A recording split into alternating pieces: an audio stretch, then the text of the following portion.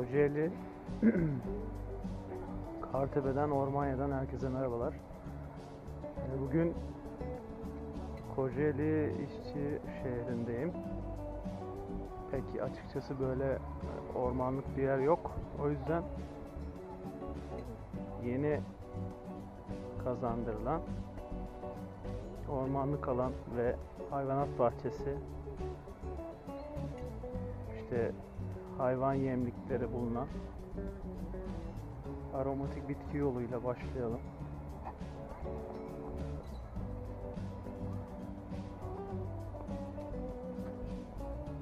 Gerçekten Kocaeli'nin hareketli, gürültülü ve kirli havasından uzaklaşmak isteyenler için gerçekten güzel bir yer.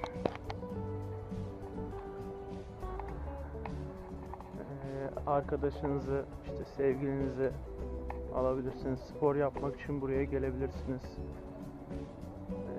Ağaçların üstlerine doğru işte sincaplar için fıstıklar falan koymuşlar. İşte şu tarafta mescit var.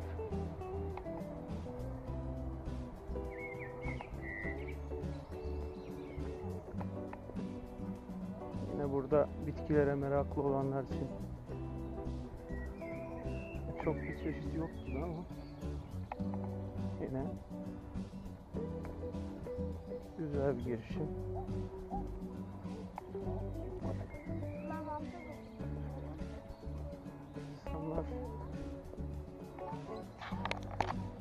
İnsanlar şey yapmak istiyorlar, işte ürünlerini değerlendirmek istiyorlar. O yüzden yani değerlendirilebilecek güzel yerlerden biri. Kocaeli İzmit merkezine 20 kilometre uzaklıkta. Belediye ayrıca hafta sonu buraya ücretsiz seferler düzenliyor. Ben de onunla geldim. Şu an için ücretsiz girişler. Çocuk hayvanat bahçesi diyor.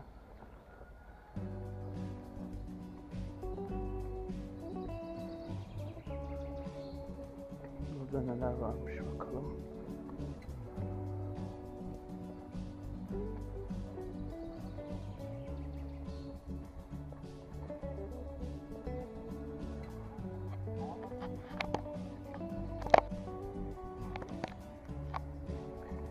Evet, buraya yaklaştım. Burada bir gölete benzer bir şey var ya da gölet diyelim. Burayı tamamlanmamış sanırım. Çünkü işte görüldüğü gibi taşlar falan daha yerli yerinde değil. Sarı parkur, turuncu parkur, mavi parkur. Yani bisiklet yolu var fakat bildiğim kadarıyla da bisiklet yolu da, daha doğrusu bisikletlerde işte para atıp bisikleti alabileceğiniz noktalar yok diye hatırlıyorum. Koyulacakmış zannedersem. Yani bisikleti olanlar için de güzel parkurları olan bir yer. Kocaeli için büyük nimet yani. İşte buralara daha taşlar falan dizmemişler. Turulacak yerler. Ben okuduğumda piknik yapılmaz falan yazıyordu. Mangal falan. Galiba mangal yapılıyor, piknik yapılıyor ama yiyeceğinizi burada pişiremiyorsunuz. Öyle diyebiliyorum. Yani şu an gördüğüm kadarıyla hiçbir duman falan şey yapmadım, kokusunu almadım ve görmedim de. İyi bir şey aslında.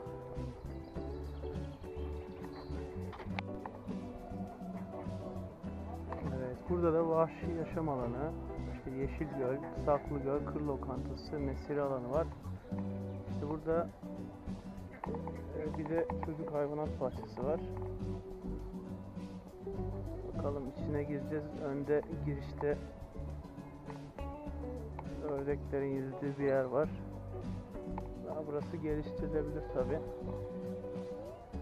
Buradan içeri girelim. Neler var?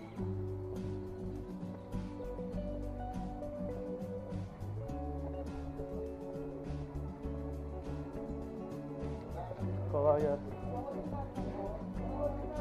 Evet, burada da şey var. Kroki var. Kanatlılar, oklu kirpi, tavşan. Önce bu taraftan gidelim.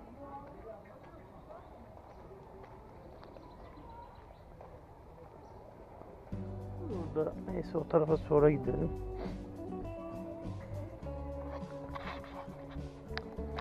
Ve burada bastığınız yerde dikkat edin. Çünkü hayvanların dışkıları da var. Yani doğallık bunu gerektiriyor çünkü. İlk defa görüyorum böyle bir cins hayvanı.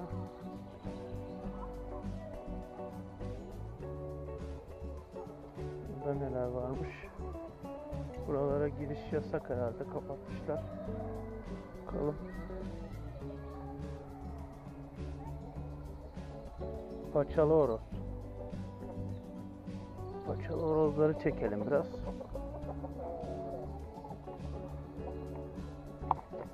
Evet, bura tamamdır. Buradan devam edelim.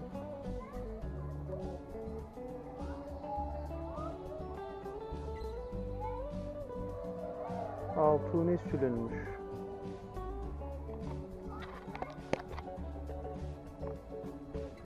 Gerçekten enteresan tipi var. Evet, altuni sülünle şu yandakileri çekelim. Burada ne var? Burada gümüşü sülüntülüyor.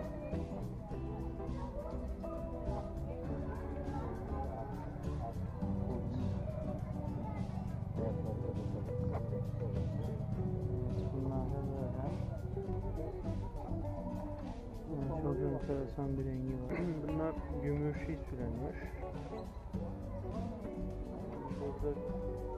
Buradaki de Brahma tavuğu diyor. Özellikleri yazıyor işte burada da. Biraz buğulanmış. Gözükmüyor içerisi ama.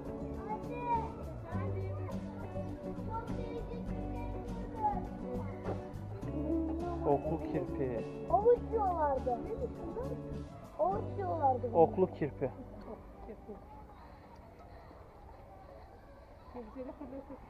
Yok. Yani yakalamaya falan çalışırsan herhalde.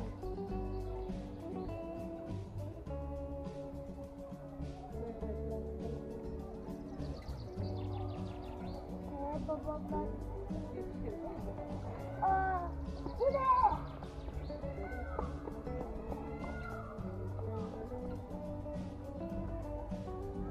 Oklu kirpiye bak, ayağımın ucuna geldi. Evet, bayağı yakınız şu anda. Bir şey vereceğim zannettiler herhalde.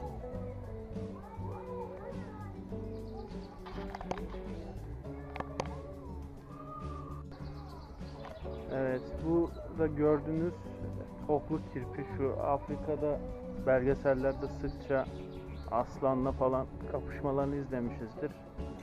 Bildiğimiz o oklu kirpi. Az önce yanıma geldiler ama şimdi gelmiyorlar. Belki gelebilir. Heh, geliyor. Hem de yakından görmüş olur. Gel gel gel. Heh. Evet, gerçekten garip bir hayvan. Heyecan verici yani bunu görmek.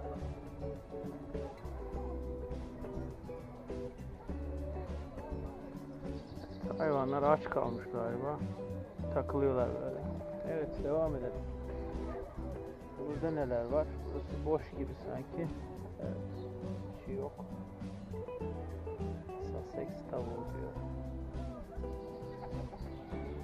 İngiltere'ymiş. Bu arkadaki biraz değişikmiş. Görebildiniz mi bilmiyorum. French tavuğu var. Hollanda, Belçika diyor ana vatanı. Burada da garibanlar yatıyorlar. Tavuk kuşu. Evet. anda açmıyor. Tesadüf açmış şekilde gördük. Şanslıyız.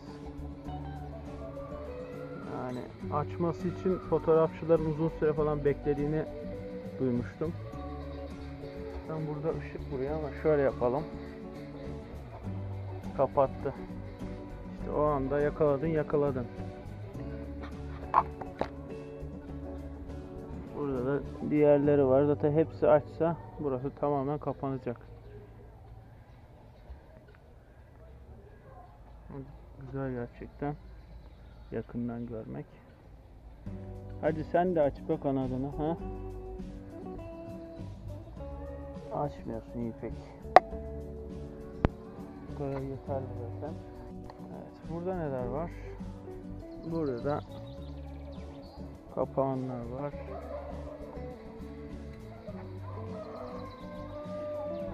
Kanaryalar var. Kuşlar da var zaten. Hacı sen çok bağırıyorsun be. Ha? Ne oldu? Bunları biliyoruz zaten. Farklı olarak şunlar var. Ben de görmemiştim bunları daha önce. Bakayım.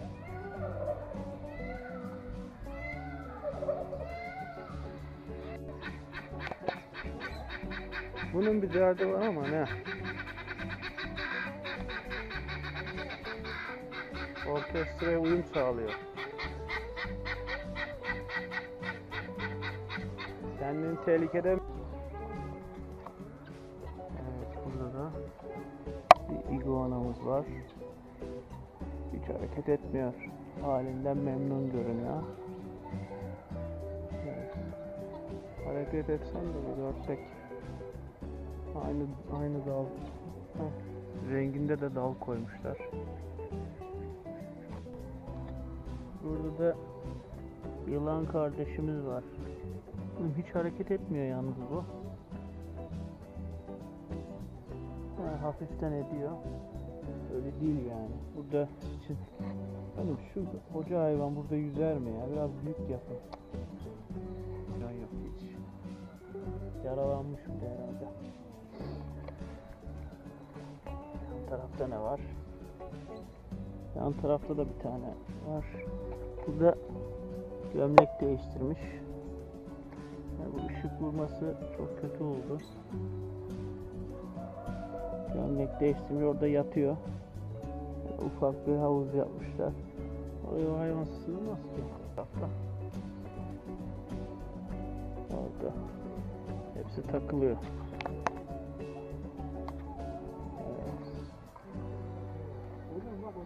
Burada da lemurlar var. Çok sevimli hayvanlar. İçeriye biri görevli girdi. Onu izliyorlar herhalde. Bak.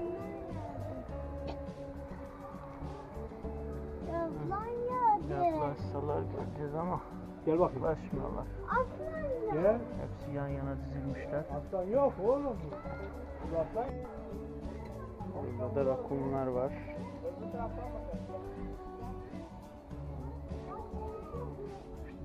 Burada çok kötü oluyor. Bilmiyoruz.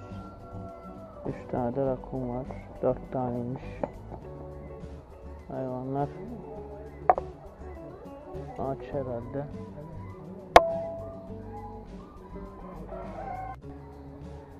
Burada da ördeklerin yüzdüğü bir yer var. Lemur eviymiş burası. Elektrikli çit yapmışlar. Güzel.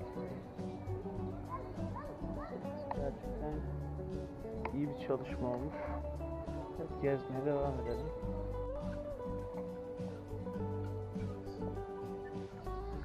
Ayrı bir tavuk türü bunlar. Burada da çakıl taşı dökmüşler ya altına. Doğal ortama hiç yakışmamış. Hayvanlar dışarı çıkmış, bunu almış herhalde. Beç tavuğuymuş az önceki görünenler.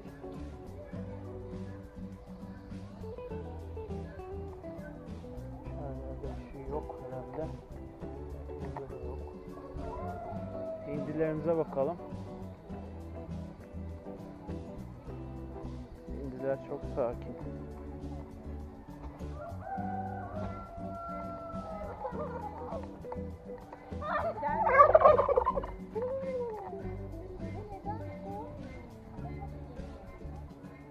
Ses çıkardığında onlar da cevap veriyor.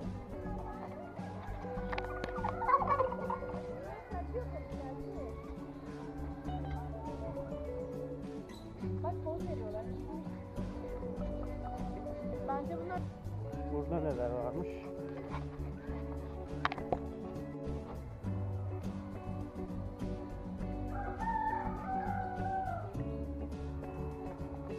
Görünüşü farklı olsa da ötüşü aynı. Güzelmiş ya.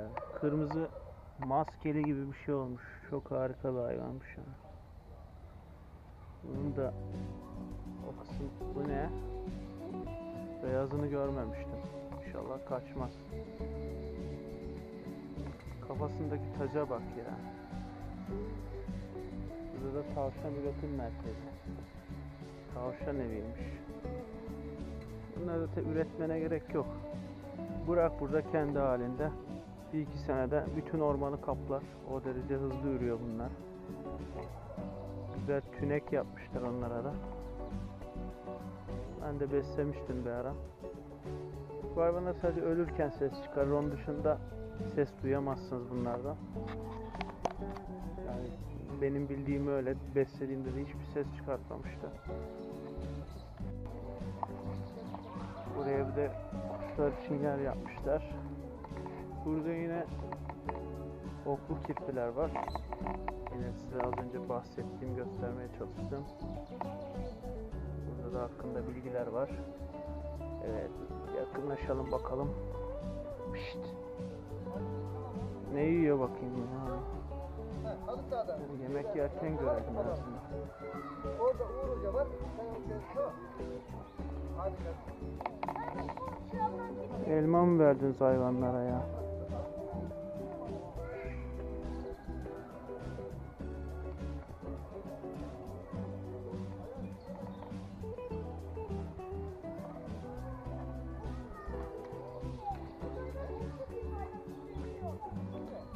Yüzüne bir şey olmuş ama.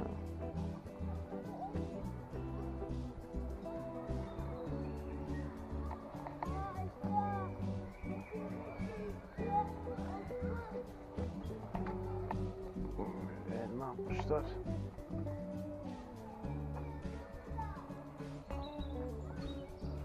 Evet, bunlar bayağı sempatik görünüyor aslında. Okları olmasa. Burada da zebralar var. Şöyle çok yaklaşamıyoruz.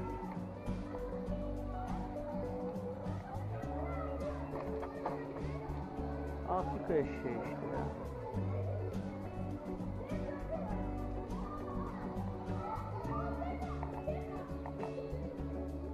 Zebra ile ilgili bilgiler var. Burası da bu şey. misilli atı bunlar. Bunlar pony atıymış. Çocuk biniciliği için yetiştiriliyormuş. Orada öyle yazıyordu.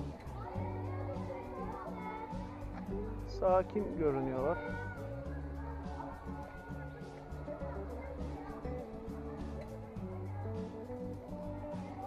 Bunlar neymiş? Bir de bunlara bakalım. Arap atı diyor.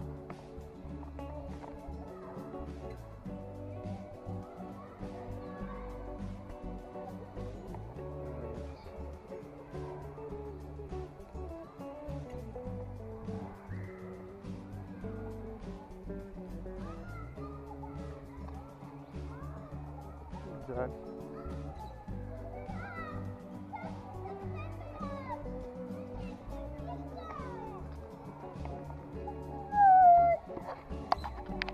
İşte burada. Ham. Ham. Film gelmiş burada. Sakin. Böyle kuşları var.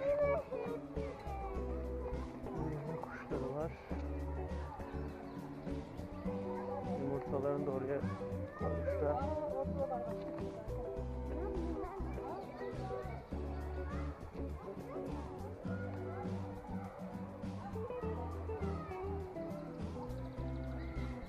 Burada siyah olanı var. Bayağı büyükmüş yalnız bu. Yumurtaları da orada sanırım göstermiştim. Görünüyor buradan. Şurada. Bana bak bana ha. Bak bakayım poz ver. Evet güzel poz veriyor evet hakikaten.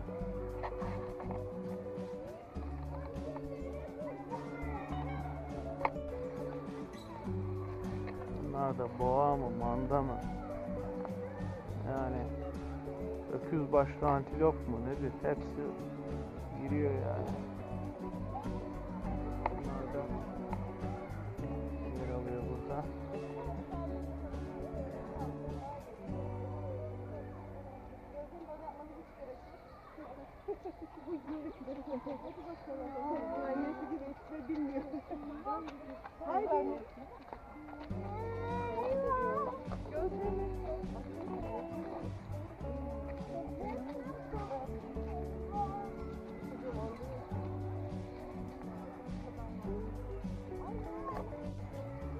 Arkadaşlar deve ile ilgili size ilginç bir bilgi vereyim. Mesela dikkat ederseniz devenin bazı yerlerinde şu sert noktalar var.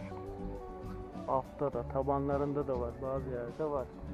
Bunların özelliği deve çöktüğü zaman kızgın kumda tam o noktalara yatıyor ve kızgın kumlardan o sert tabanları sayesinde vücudunu yakmıyor. Çok enteresan bir özellik. Yani tam çöl için yaratılmışlar yani. Altına en azından kum koysalar daha iyiydi. Bir çöl havası olurdu. Tek örgüçtü bunlar. İşte yavrusu olacak herhalde.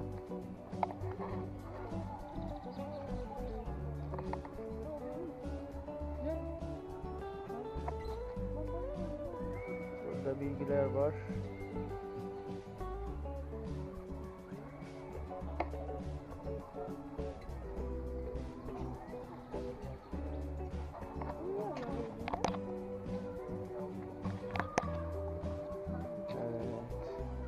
Bu diğerlerinden büyük sanırım.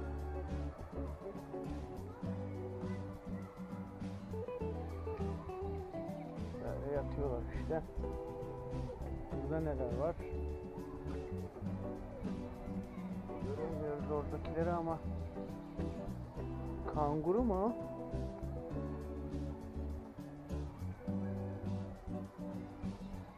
Bilmiyorum ama kanguruya benziyor herhalde. Bunlar da lamaymış.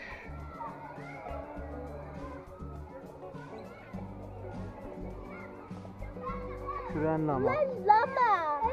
Lama lama. Bunlar lama. Lama lama. Bunlar lama. Küren cinsler. Bunlar da bildiğimiz eşek işte. Herhalde. Mısır eşeğiymiş. Bildiğimiz eşek değilmiş. Güçlü ve beyazmış.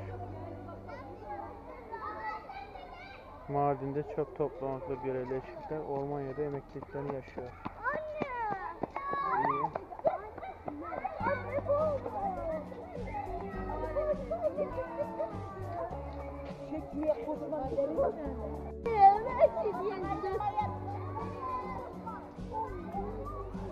Kara tiktik keçisi.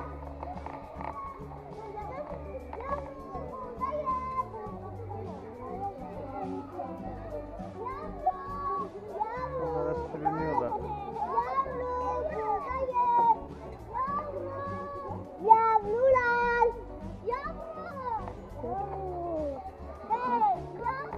Abiye gel.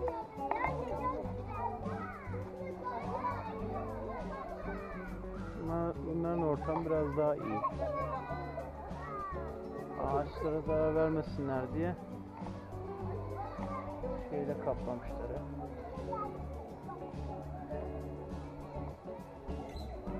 Şuradakiler ne? Bakalım.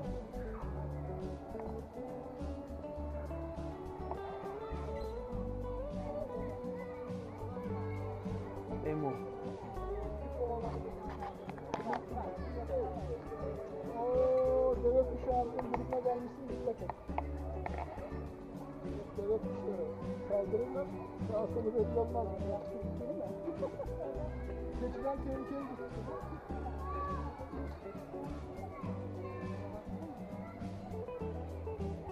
Hepsi uyuyor. Biraz yakın temasa girelim. Emu, deve kuşu. Tüyleri ıslak gibi görünüyordu ama ıslak değilmiş. Sakin, bir şey yapmıyor. En azından bana bir şey yapmadı. Evet, geçebiliriz burayı da. Sahne.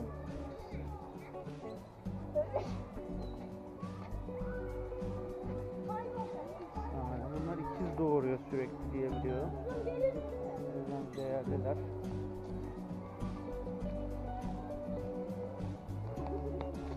Bayağı bir mayık tutuyor.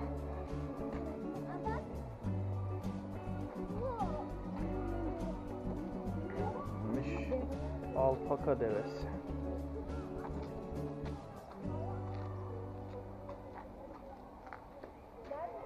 Alpaka develeri. Minyatür deve gibi bunlar. Burada da muhtemelen yine bir cinstir.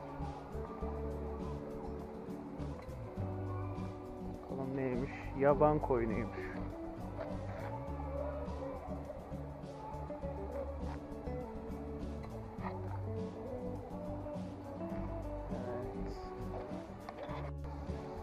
Bir de burada stres parkuru var.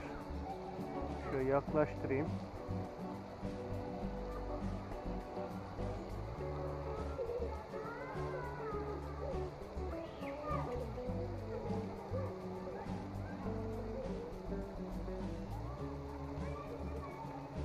...20 dakika dolaşmanız lazımmış.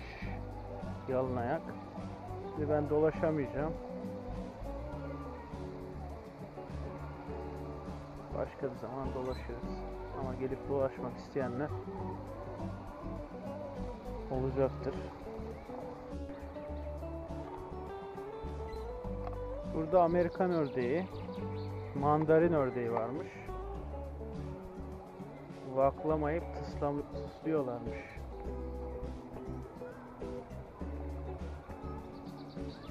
Mandarin ördeğine gelelim. Çok iyi uçarlar. Hani uçmuyorlar.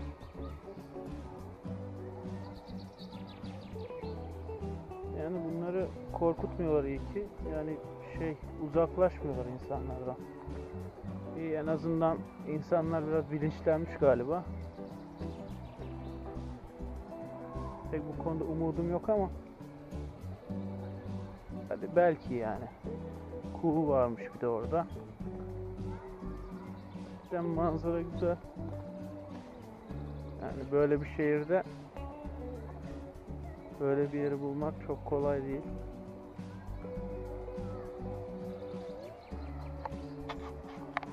Biraz işte hijyen konusunda eksikleri var. O da ileride giderilir diye düşünüyorum.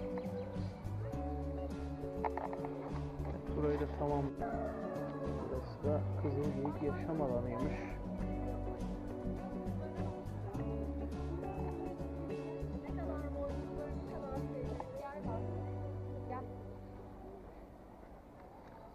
Burada boynuzlusu var. İleride de boynuzlusu.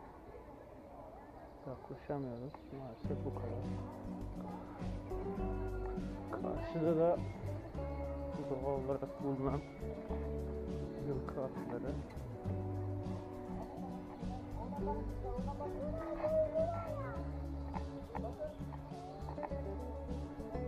Dağdan, taştan toplanan yılkı atları muhtemelen buraya getirilmiş. Alanlar sanki dar gibi olmuş bunlar ama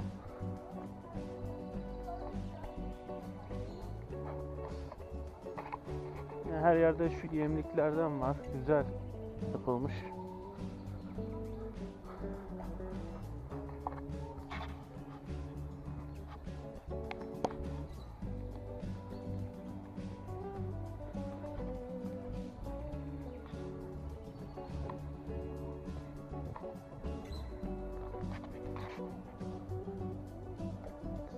Ayrıca kuş yuvaları falan var.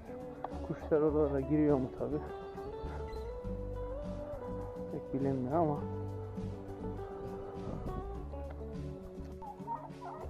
görevli yem vermeye geldi. Hepsi peşinden tabi.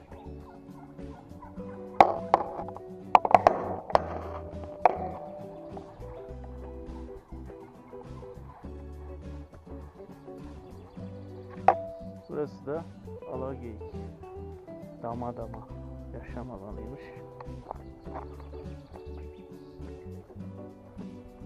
Orada yem veriyor herhalde. Biz devam edelim. Buraya bayağı bir kuş yuvası yapmışlar. Ağaçlarda rengarenk. Görüldüğü gibi.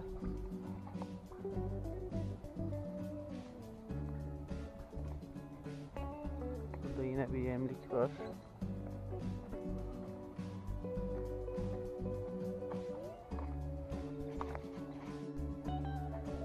Burada da karaca yaşam alanı var ama ben karaca göremedim pek.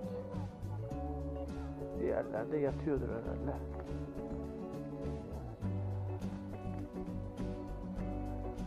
Size bilginiz olsun diye gösteriyorum.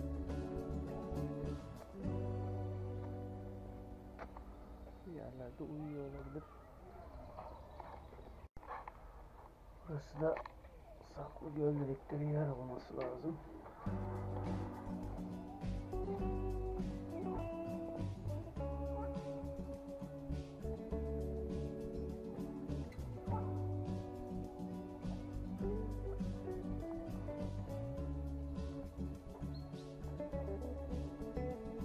Burada anca mısır falan koymuşlar.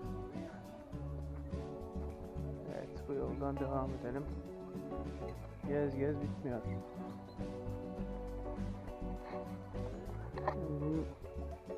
Giriş ücretsiz, bilginiz olsun. Şimdilik sanırım turnike olabilir işte. Evet, ben bayağı bir kısmını gezdim. Şuradan tabelaları göstereyim size. Yeşilgöl, Saklıgöl, Vahşi Yaşam Alanı, Çocuk Hayvanat Bahçesi, Bisiklet Parkuru, Sarı Parkur, Turuncu Parkur ve Mavi Parkur var. Sık sık bir de çeşmeler konulmuş. Güzel.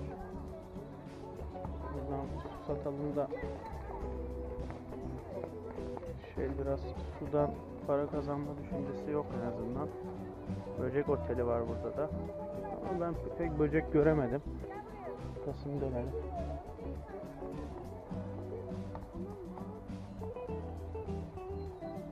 Yaklaşıyorum ama böcek falan yok.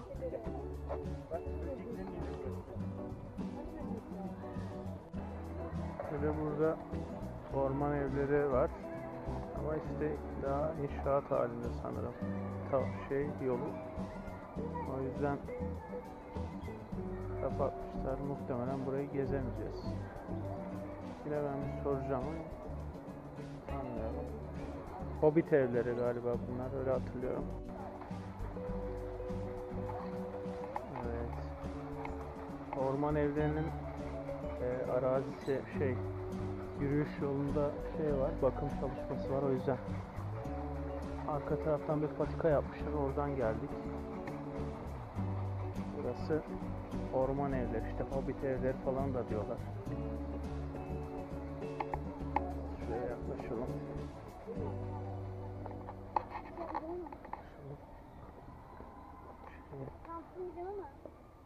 İçerisi çok güzel.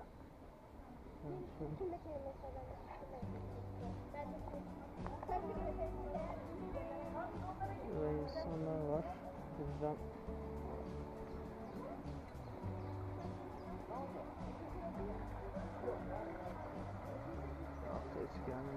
uygun olur.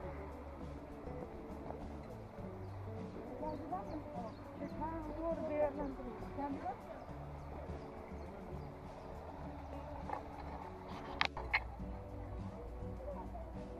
Bunlar da hobbit evlere insanlar